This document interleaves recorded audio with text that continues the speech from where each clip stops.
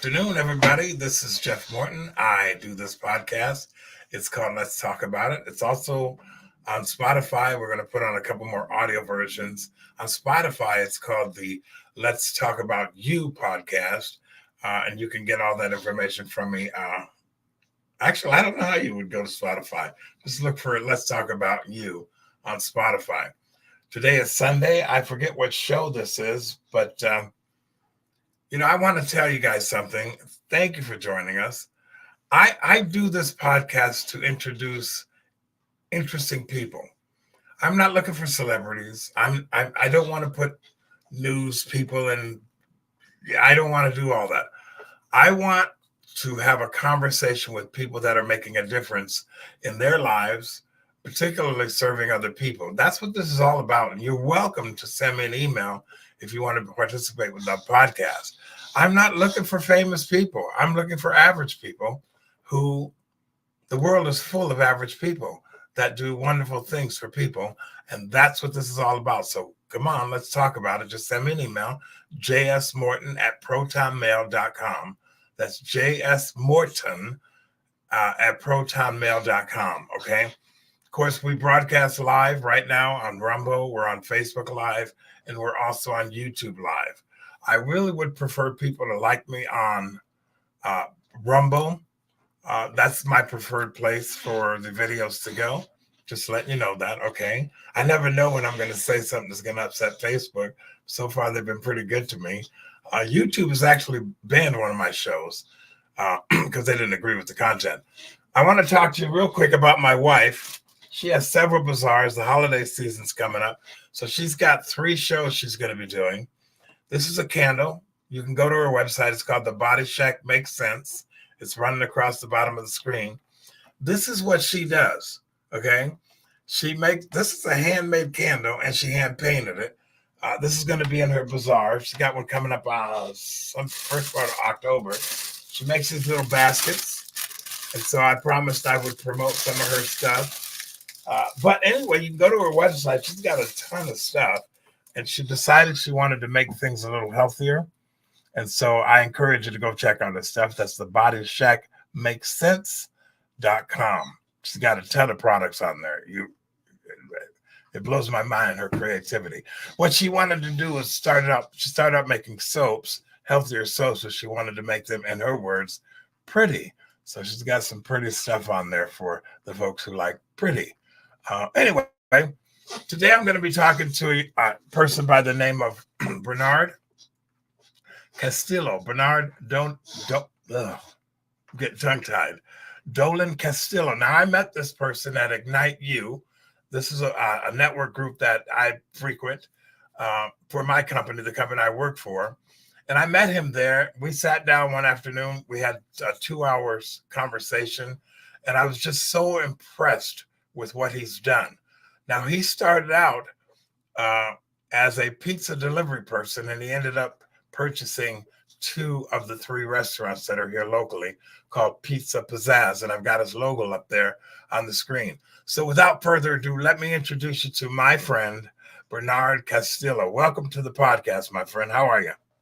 Very good, and happy to be here, Jeff. Yeah, I am too. Now, when I was sitting across the table from you that afternoon, I kept hearing this type A personality, someone who just didn't allow things to stop him from being successful. And the more I talked to you, the more impressed I was. But also, since I've come to know you, I've seen how charitable you are and what you do to make a difference in the lives of other people. In particular, I've watched you actually support different charities and things, bringing a ton of pizzas and whatnot to this event. And that to me was also impressive about you. You just impress me. But my audience doesn't know anything about you. So why don't we just do a little background on who you are, how you ended up in America. We joked earlier. I asked you, I said, what border did you come across? But actually, your dad, born and raised in Chicago. So why don't you give us a little background on who you are, Mr. Castillo? Absolutely. So yeah, my dad was born and raised over here in Chicago. My mom is from Honduras. They met down there.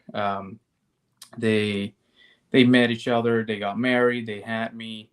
It was an amazing time. I studied over there the whole time. So yeah, Honduras is just in my heart.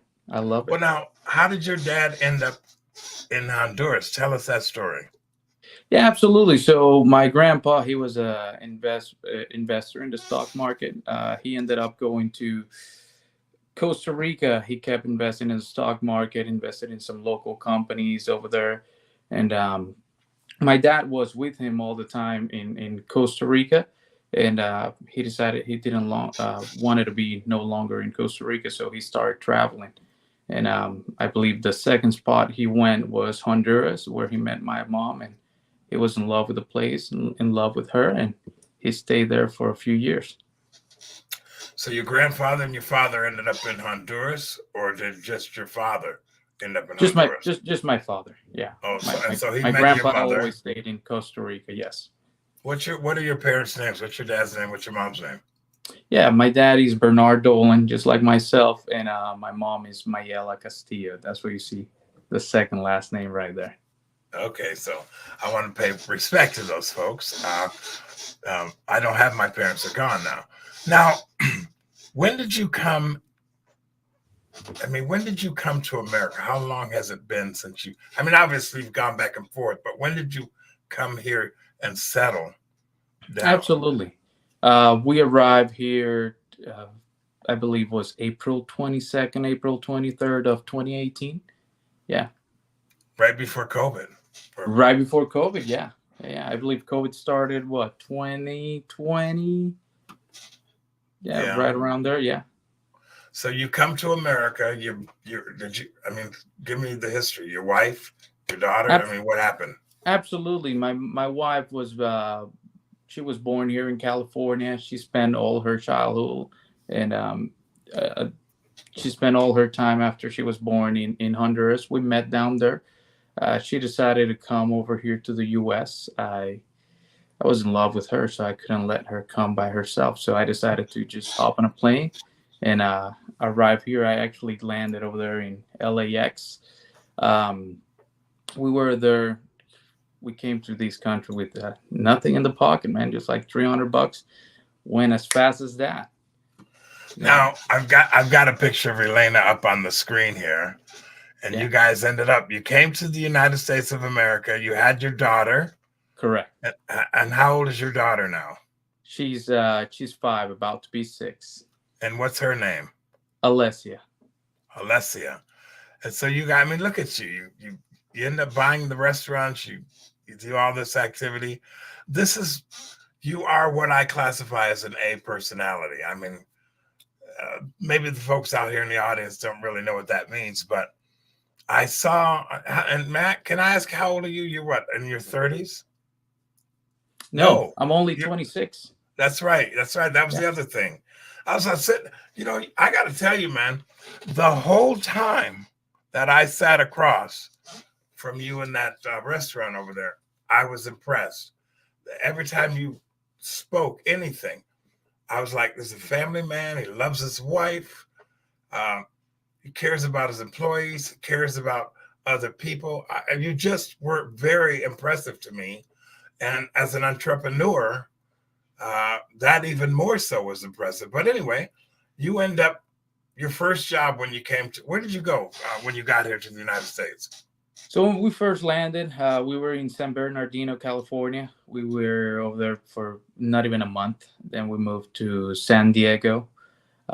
With Then after San Diego, we moved to Las Vegas. We were there maybe 2 months, 3 months. I can't recall.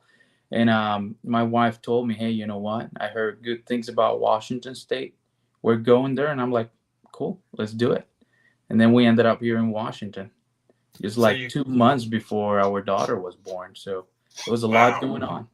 yeah, there was. I mean, she was 7 months pregnant. My goodness. Yeah. Now, did you have people here, or how did you end up? Yeah, she had a relative here. So we arrived over there. I got work right away in construction, doing floorings and all that. And after that, I did not like it. I mean, it was a very tough job, and it it didn't pay well at the time. So I decided to move to switch careers. I found I've always done restaurant stuff over there in Honduras. Though my family used to own gourmet catering service. They had owned it since like 2006, 2008. So I've always been in the food environment, and with that being said, though, it was the right choice for me to do. You know, something I was familiar with, something I was passionate about it, and I ended up working as a pizza delivery driver over there in Pizza Pizzazz in Federal Way. Now that's okay. So you're a pizza driver. That doesn't pay a whole lot of money. Oh no, Excuse me. But you get a job. You got a baby on the way, or was your baby? No, your baby wasn't born yet.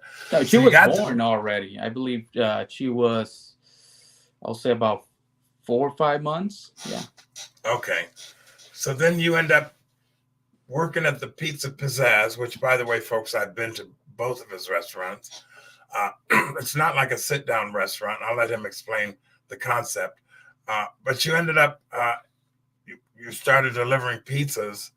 Give me the journey that you ended up going on as a result of getting this job. Absolutely. So I started over there. I noticed the company was in need of a lot of people, though. So, and at that time, like it always has been in in the restaurant industry, though it's very tough to hire people, retain people, and do all that. So I was very motivated to bring a lot of money to the house. So I was working 16, 12, 14, 18 hours a day, whatever I can do, 7 days a week. I was opening and closing that place. So it did not pay that much at that point in time, but with all the OT, the tips, and everything, make it worth a while.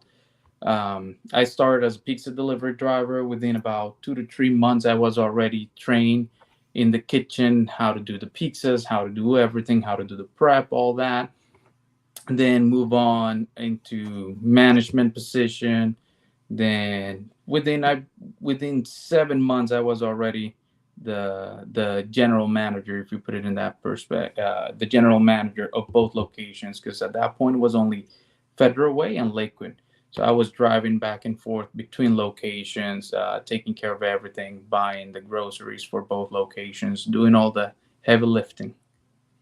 Okay, so now with these are describe the concept of these restaurants for the people who've never been to Pizza Pizzazz. Yeah, Pizza Pizzazz, takeout and delivery concept only, right? We try to, one of the things that you will for sure experience is one of the best pizzas you will ever had in your life. And if you try the pizza rolls, I mean, I can tell you too much about it. You just have to try it.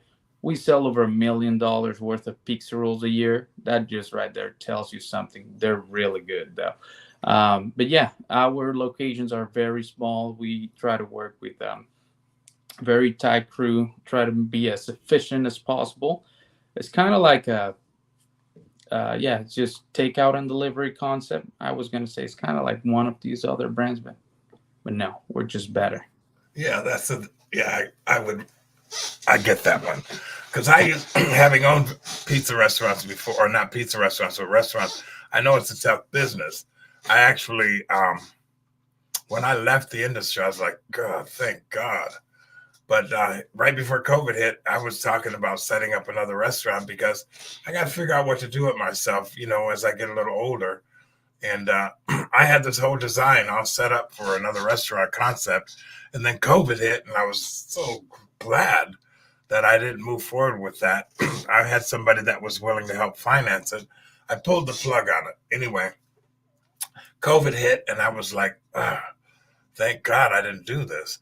And the only reason I didn't do it is because I couldn't find the location.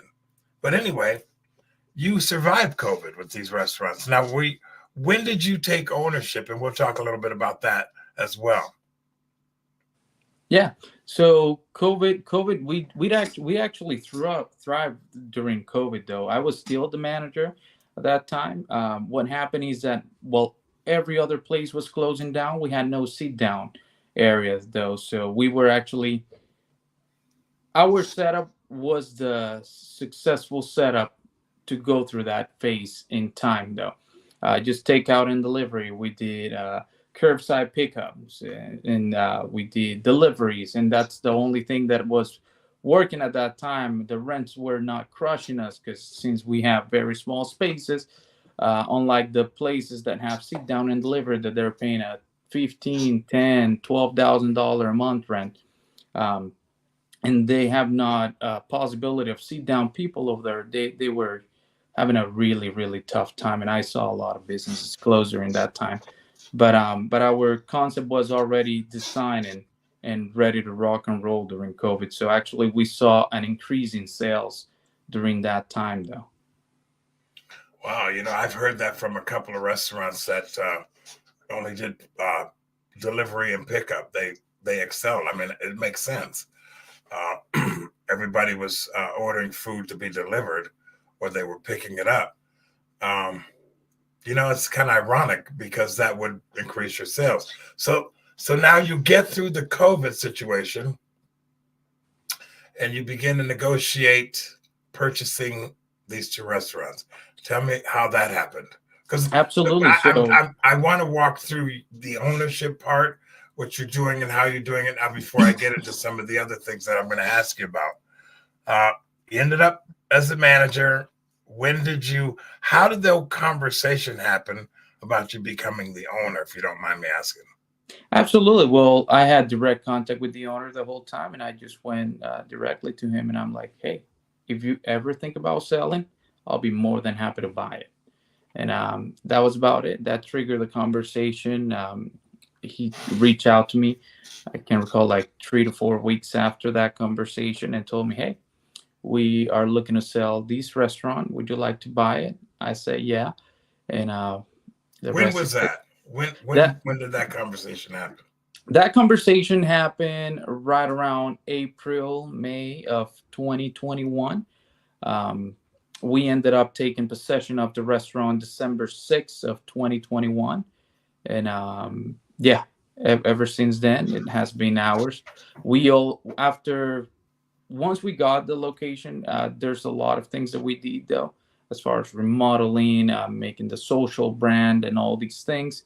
And we were able to increase sales, swap POS to have better tracking systems, um, better customer experience for the customers, for them to order online, call over the phone, et cetera, et cetera. So we ended up doubling the sales by year two, and that it was too much though. I mean, the community has been so good to us that it was actually crushing us. We were not able to handle it. We worked on a 870 square feet location I with know. 17 guys running around. I mean, you've seen our lobby. Our lobby is I very have. small. Line out the door, 20 people plus waiting. It was just time to get a different location very close to us, and that's when we decided, hey, let's open another one. We vetted a spot. We reach out to the owner directly. Never go to biz buy sales, by the way. There's multiple ways you can do and just reach out directly to the owner. They're always willing to work with you if That's they want to sell. that's And interesting that you mentioned that, because I did look at that in the beginning when I was trying to get funding for what I was trying to do. And I'm glad I didn't do it. So I understand what you just said. The audience isn't going to get that. But anyway, you go to the owner. Now, pardon me, the Federal Way location was the one that you ended up working in, but you don't own that one. correct. So that one he sold on February of 2021. So he sold that one first. We bought the Lakewood location, and we bought the rights, the trademark, and everything, the logo right here. And then there was only two restaurants, right? So Federal Way, Lakewood. We buy Lakewood. We were doing fantastic, so we decided it's time to expand. And then that's how we ended up buying the University Place location. One of the things that people don't realize, it's cheaper and easier to buy a restaurant than to build one out of the blue, though. So We paid I believe, a really good price for it. But not only a really good price, well, people were taking 6, 7, 9 months, a year, 2 months, a year, 3 months to open a restaurant because they were waiting for permits for these, for that.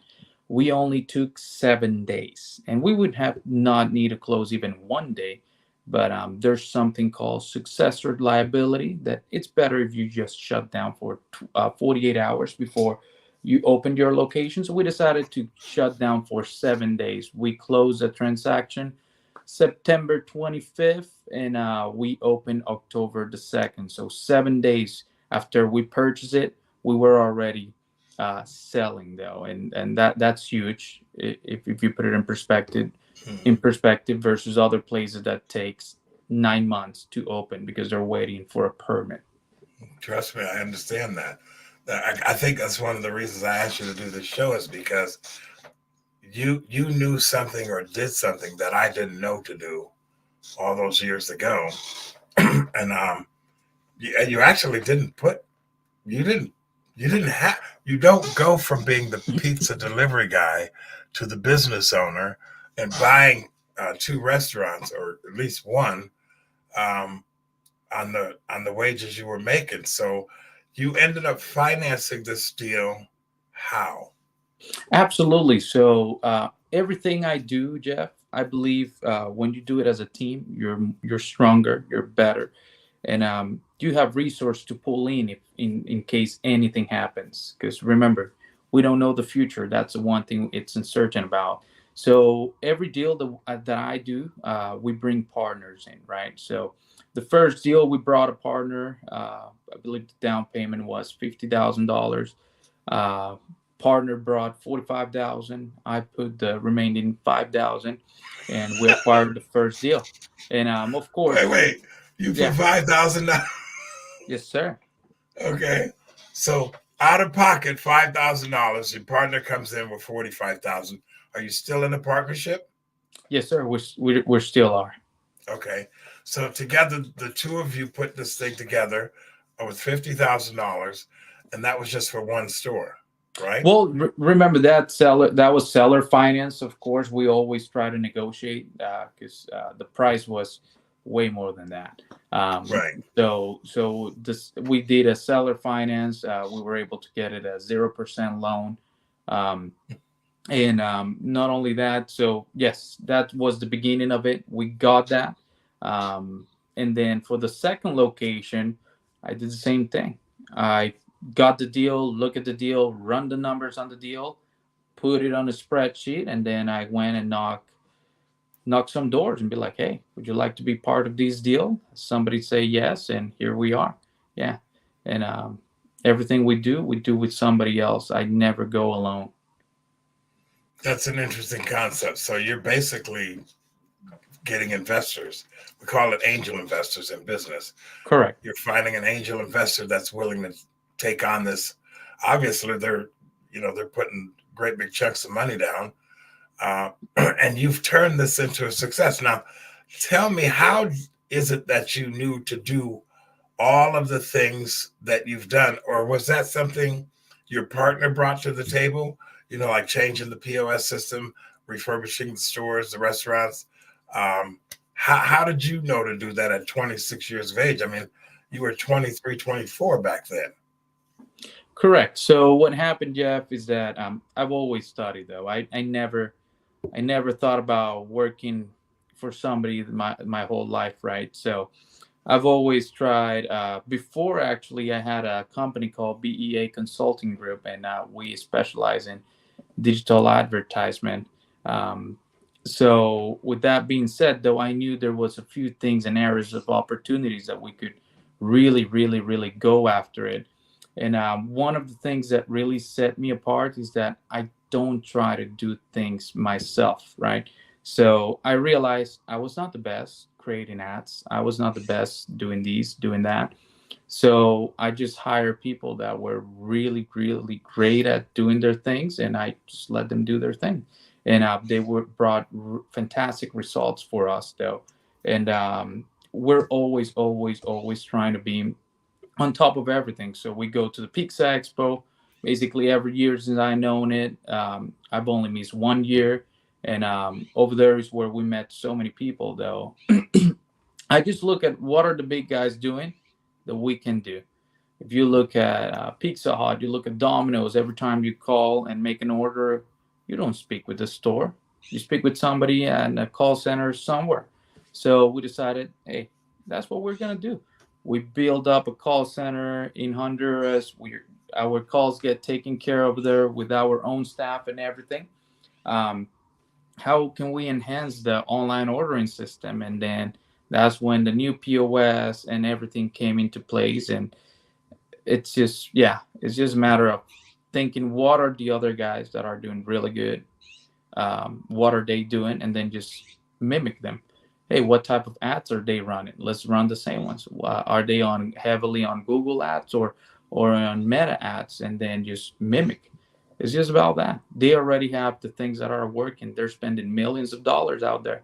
It's just a matter of copy paste, basically. You know, you don't. You have management staff in both of the restaurants. You actually are not in the stores working 16, 18 hours a day like I did all those years ago. You actually put in place management staff and they run your restaurants while you do other things.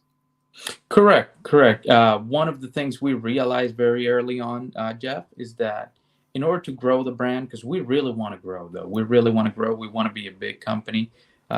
Eventually, we will do most likely an exit to a VC, or a private equity firm later on down the road. But we do want to grow, and us we cannot grow if I'm at the store working 7 days a week, 16 hours a day. So we had to start putting things in place, bringing people aboard that will help us with that vision, though. And we find great people, we train them well, we really take care of them as much as we possibly can. And that's one of the big keystones of our success, though. Okay, so now now that we've covered your entrepreneurial um, brilliance, in my opinion, let's talk about you. You are 26 years old. You have a beautiful wife. You have a little girl. Where do you see yourself? I mean, where's the big picture with what you're starting to do? Obviously, you want to grow those restaurants. I'm assuming you've got some things that you're paying off. Uh, what what about you? Let's talk about you because one thing that I was drawn to too is you're very generous in helping and supporting the communities. Let's talk about that. Absolutely. One of the so there's career path. Basically, there's only two things I love, and these restaurants and real estate. The double R, I call them. I love those two areas, though. And as far as helping the community, that's something we always loved. Me and my wife, we've been talking for the longest time about doing a charity so that we can bring back to the people in Honduras, right? Um, People don't realize, but some of those folks down there, they eat with less than $1 a day. So we're trying to put something together though that will really make sense and we could sustain for the longest time. Um, as far as a charitable organization, so we can bring food to the indigenous communities over there in Honduras though and help them out. But yeah, I how do I see myself or where do I see myself? I see myself with about two more kids, 35 years old. I won't say retire, but just playing a game in a different level, though, especially in the real estate game. I believe I will dedicate about 7 to 10 more years to the restaurant industry, full on, and after that, we're just going to focus on the different aspect of life, which is real estate, more passively enjoying life, spending time with the kids, and all that. Yeah. You what's your turnover rate in the restaurants? Say what? What is your employee turnover rate? Oh, our turnover rate is about 7 to 8 months. Yeah, most people have like 17 days, 2 months, 3 weeks. Ours is not like that. Like I said, we really take care of people. It's And hard to it's hard to get people in the door anymore to do this work. I coming out of the restaurant business, one of the biggest problems that restaurants are having is they can't find people. yeah, You don't good have this quality problem. people, good quality people. And the hardest thing is that they have a really hard time retaining them.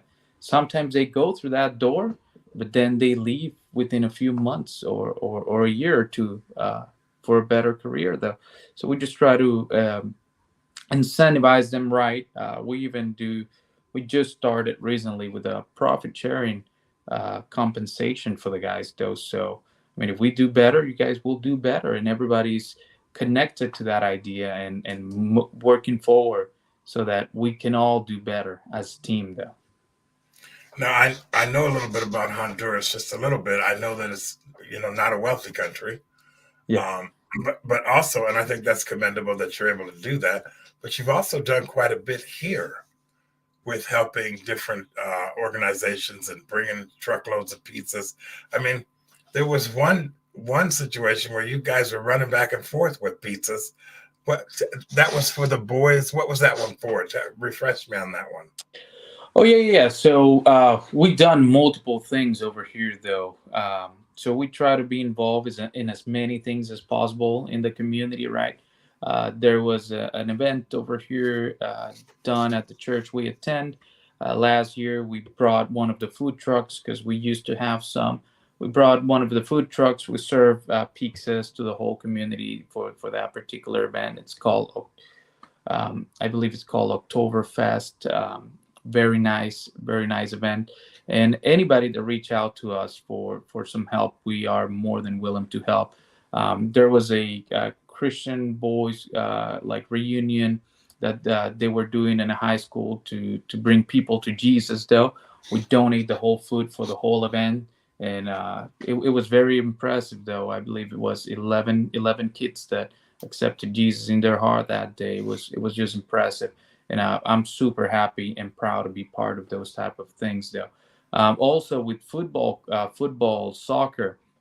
If you're a school and you reach out to us, we're gonna go there, help you out, give you a really good rate, making sure your event is a success.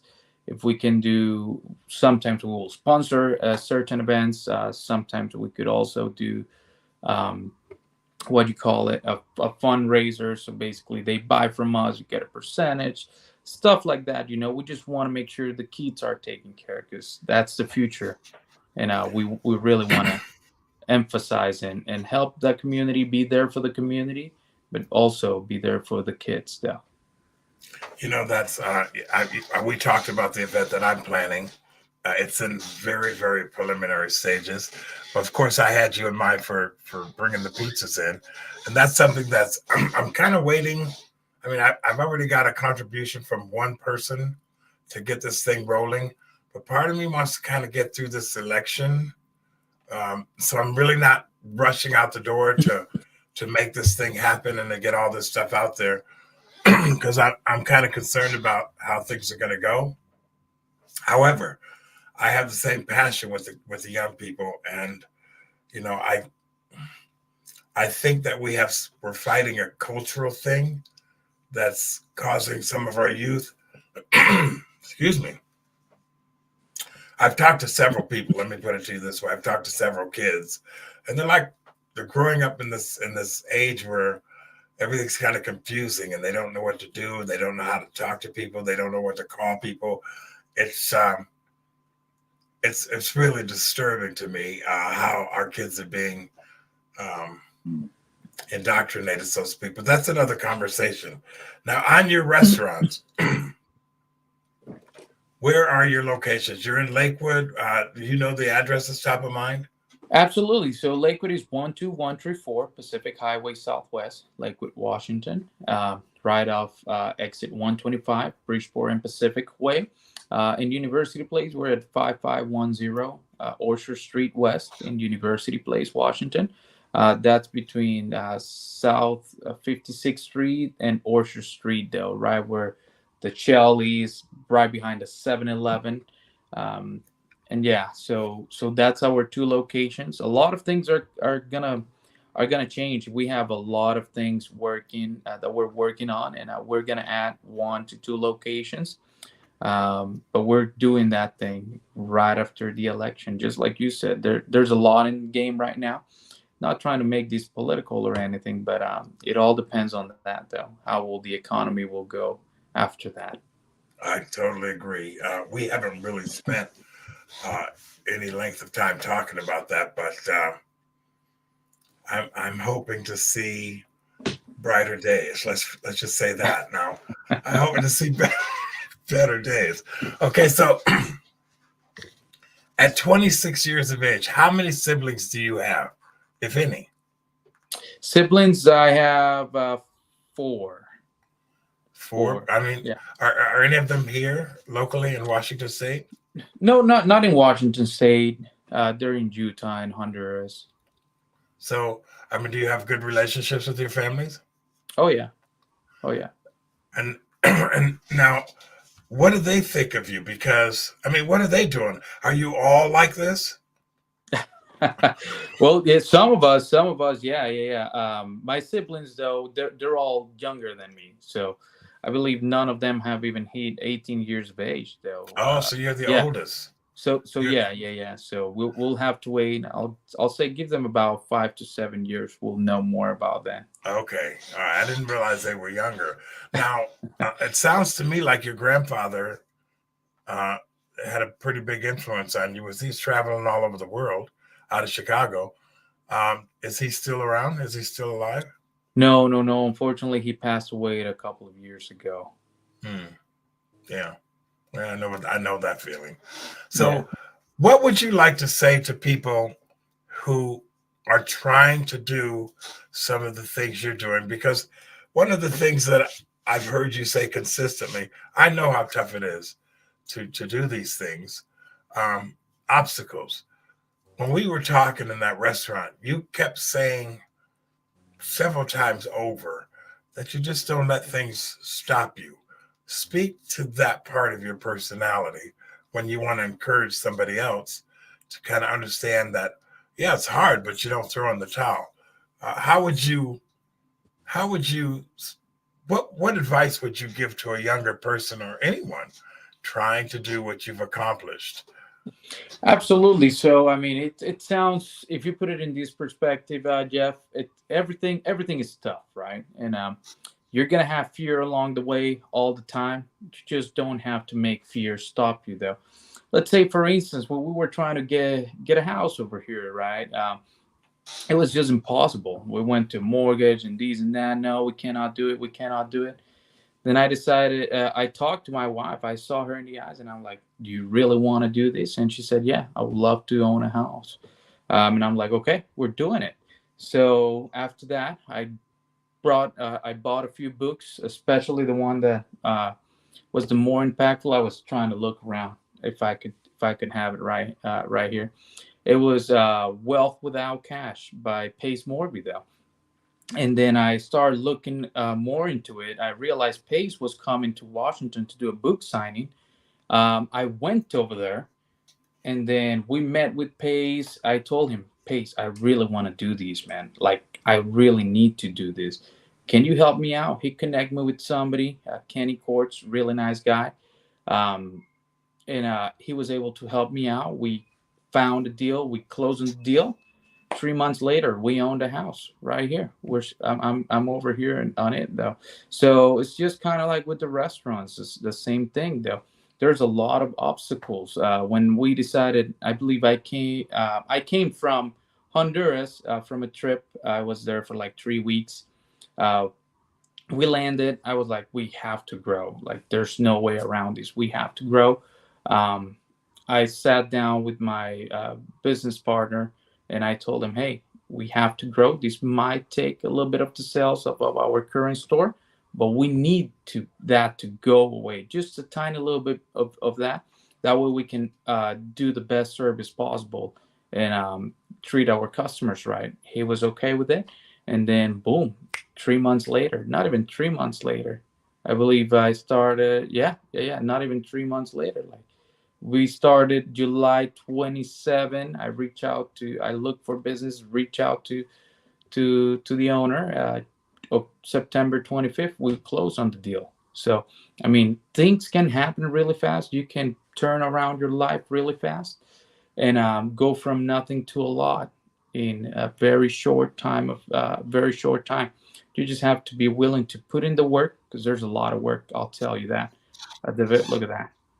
At the very beginning, though, when you start doing these, it's just a lot of work. When we first acquired the first restaurant, me and my wife were just doing open and close until we were okay, and then start bringing more people in and doing all those things. But yeah, it's never easy. It will never get any easier, and you just have to enjoy and embrace the challenges, though, because they come. They're magnific, and never be afraid. You will always be afraid. Just don't let fear stop you. I shouldn't say never be afraid. Just don't let fear stop you, though. Just do it. You remind me. So I'm looking at your wife again. You guys look like a power couple, not a Hollywood couple, just a power couple. And I've met her. You're really blessed, man, to have her as your wife. Thank you. But anyway, what I remember when I was, I came out here when I was 17 years old. I did my time in the military, and then I came out, and I had all of these aspirations. I mean, every part of me was driven to do a lot of things. And the one thing that did happen to me that kind of set me back was I experienced a catastrophic loss. I didn't really know how to deal with that. I didn't know how to deal with that. So I had to rebuild everything after I got through that. And that was a tough time. That was a very tough time. And then when I bought the restaurants, unlike you, I had a bad partnership. So things weren't as easy for me. But what I didn't realize was I was emotionally stuck. I didn't realize that until I when we opened up the plumbing company. I was like, okay. And that's where I saw, at some point in life, you just kind of crash and burn. I did, and I know a lot of others. But how do you bounce back? How do you make a difference? Well, we started the plumbing company. Everything turned around. Life was good. And then I got hit with cancer. So I've had some real challenges. And I'm not making excuses, but I did all that stuff. We did all of the things. And I was like, okay, I'm 65 years of age now. Can I just take a break? Can I just take a break? Well, I'm starting to think I don't want to take a break because I don't have the kind of capital that I used to have. Life's not as easy as it should be at my age. So I'm rethinking a lot of things right now about what I'm doing. But I mean, the plumbing world was good to my wife and my family. I don't regret it at all. Just done it. I've been doing it for so long. I mean, I can do this in my sleep. Like I say, I looked at starting another restaurant, but there's something you said that absolutely I agree with. Many, many years ago, things didn't make sense in how I saw the world. And so I started reading books. And in the process of reading books, I began to uncover a lot of the things that didn't make sense. And it helped me define who I was, the type of person I wanted to be. My passion, and my website is called Free From Fear. My passion is biblical. Obviously, that's the driving force behind everything I do. But also people. I think people are the most amazing thing in the world. I marvel at what we are. And so the genesis of this program and the other podcasts that I did, and some of the speaking engagements and all the biblical research that I've gone through is because I'm literally enamored with people. People are freaking amazing to me when we are in the best place. Even when we're not so much in the best place, we can do so many things. And I think if I could invest the rest of my life, it would certainly be in encouraging people, even when you go through the toughest possible time. There truly is light at the end of the tunnel. And this is one of the things I was attracted to you about. You're 26 years old. I don't know what difficulties you've had in your life.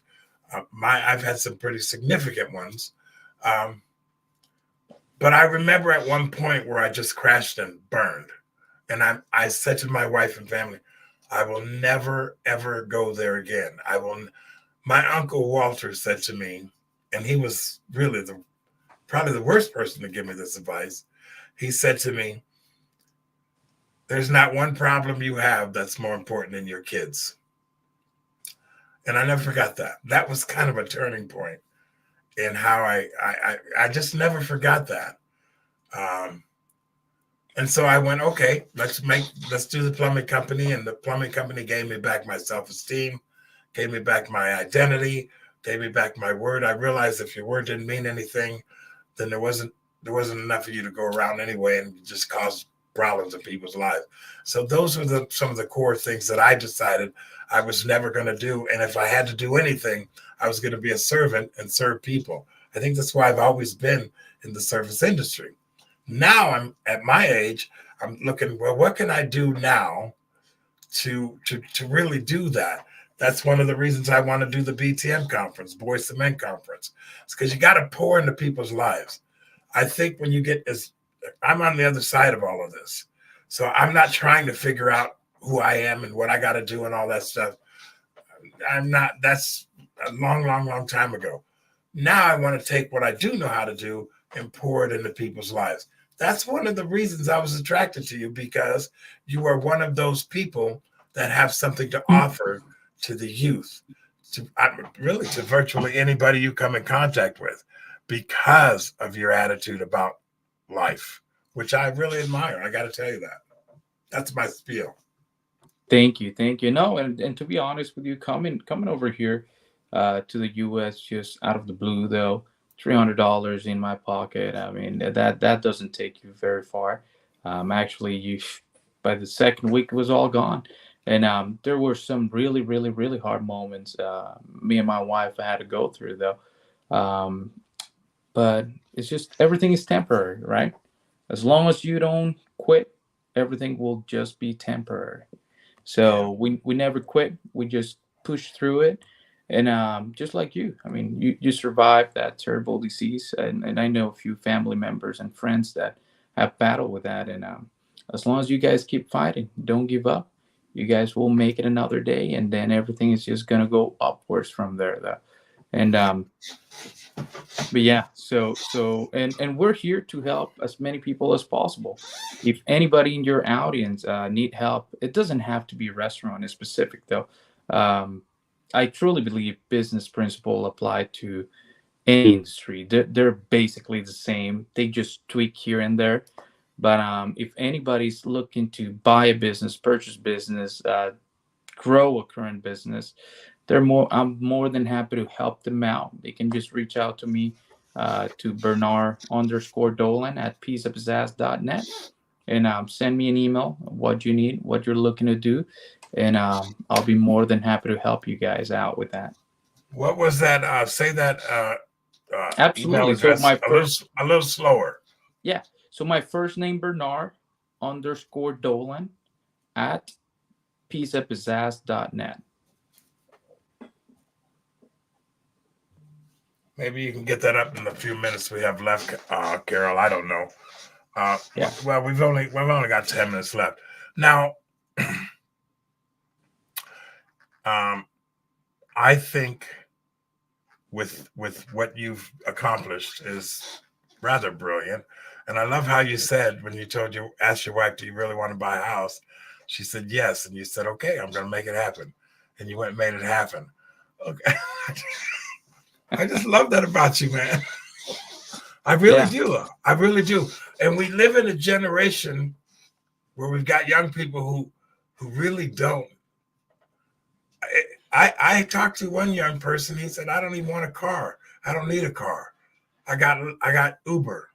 I was like, "Where's your motivation to be successful?" I don't see a lot of those young kids anymore. And I think part of it has to do with the indoctrination to just want everything handed to them.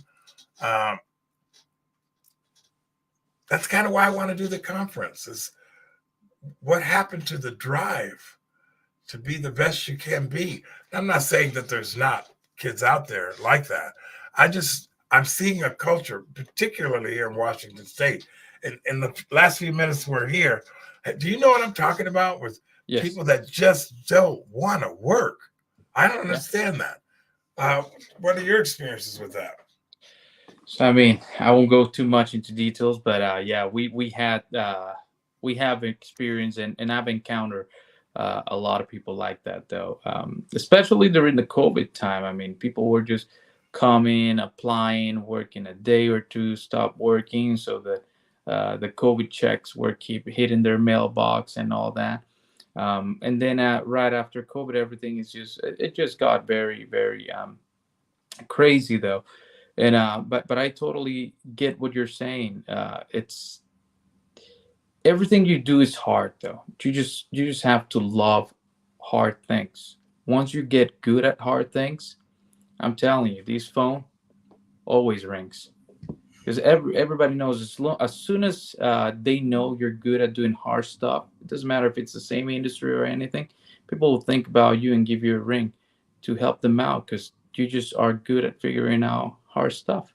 And that's one of the things I don't see stress as a bad thing. I always tell my wife, we joke around, I tell her, if I'm not stressed about something, that's not good. I need stress in my life. And I always put myself in situations that are stressful and not normal for the average people, though, because we're trying to get um, not normal results. So you have to put yourself through those situations, like we were mentioning, buying a restaurant. That's just deciding, following through. It's not easy, and it's very challenging. Imagine if it was challenged back in the day when you were doing it. Nowadays, with technology and all these things and that, Right. it's even more challenging. Like buying a house, having no clue. Not even a mortgage lender will approve you for that. Now, I mean, I have offers all the time on my email. Hey, you want to buy another one? We're like, no, not right now, thank you. I'm getting a lot But of that too. I get a lot of that every day. In yeah, fact, if you listen to my recording, if you're a mortgage broker, don't call me anymore. I want to tell you though, I've got. I don't know that you can't see the comments, but this is the first show where my comment board is filled, totally filled. You've got Marlon Hernandez who says he's proud of you. My brother-in-law's sister. I'm assuming this is my brother-in-law. You got Estella Rivas. All these folks are in here listening to you discuss what you have accomplished. And I've never had, my board has never been this full with comments. So that says a lot about you as well. Even my own brother-in-law, he's in it. Wonderful. This guy's amazing. All this kind of, you can't see it, I don't think. no, I can't. Yeah. Anyway, we're going to be closing out the show. You've got 6 minutes. What would you like to say to the people listening, and also for the recordings? No, absolutely. So the one thing I could say, never give up. Never give up. Even if there's fear in your life, I mean, don't let that stop you from making the right decision, making the right call. Though, sometimes once you have the gut feeling about something and you think it's going to be a good idea, just follow through. Sometimes it will not turn the way you want it, but remember, as long as you don't give up, that's good. That's good, because if you don't give up, you will come and make it happen. And if you want to invest in a piece of pizzazz, shoot me an email. We'll discuss. We'll run through the numbers. We'll see what happened. It all depends on this election, because we're ready to rock and roll and do a third location and a really nice fancy food truck if everything goes well, though. Yeah, I certainly understand that. If everything goes well. Well, Bernard, I'm sure I'll see you in the coming days. Been a pleasure. I really, really am. You remind me of me many years ago. I think you got to understand. I hopped on a Greyhound bus, $63 bus ticket in 1977, and came across the country from New York. And I've been here ever since. I mean, I lived in San Diego for the first time when I was in the military, but I was not afraid to do it. I was not afraid to do it at all. I never had any fear at 17 years of age coming across the country. I did when I got here. I swore I would never, ever, ever get on another Greyhound bus again, and I never have. But I was not afraid. I was not afraid of anything that I would have to face as a 17-year-old kid. And I've made a life here. I was just telling my kids the other day, I came out here and created 2 generations of people. So I appreciate you. I really appreciate you coming on and doing the program. And I'll see you in a few days. Really, you're very impressive to me. No, thank you, Jeff. And I'm thank glad you for I know having you. me, though. Yeah, no, this has been fun. And so the bottom line, folks, is don't be afraid. And like he mentioned, we have a savior. Put your trust in the right places. And no matter what happens, don't quit. Bernard, thank you. Appreciate you coming on the show. Next, I got to tell the audience a little bit about next week's program. We're going to be talking about the poison that's in our food. And we're going to go all the way back to about 1930 to tell you how all that happened. It's going to be an interesting show. I'm going to have a young man named TJ on the program next week. And we're going to talk about what you're eating and how some of it is killing us. And it's been going on for 85 years or more through an industry called the Food and Drug Administration. So that's going to be a lively show. Anyway, Bernard, thank you. This is the end of our program today, folks. God bless you all, and we'll see y'all next week. Have a good afternoon. Thank you for having us. Bye.